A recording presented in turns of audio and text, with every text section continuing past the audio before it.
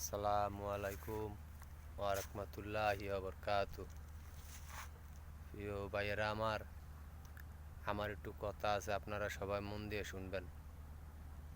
আমরা ঘরের ফ্যামিলির সদস্য আপাতত 3 জন।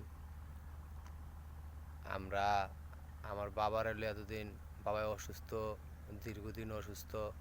দোয়া করবেন আমার বাবার জন্য আল্লাহ সুস্থ করে দেয়। আমার বাবার সমস্যায় আমার মেয়েরও পাইছে, আমার মারও পাইছে।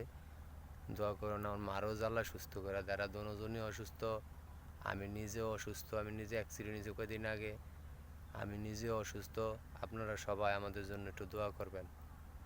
আর বিশেষ কইরা আমরা যেন আল্লাহ যেন আমগরফে আল্লাহ যে আমগরে রহমত করে, খাস রহমত করে আল্লাহ যায় আমগরফে, একটু সবাই মিলে একটু দোয়া করবেন। এই কথা কইয়া আমার আজকের কথা শেষ। আসসালামু আলাইকুম ওয়া রাহমাতুল্লাহি ওয়া বারাকাতুহু।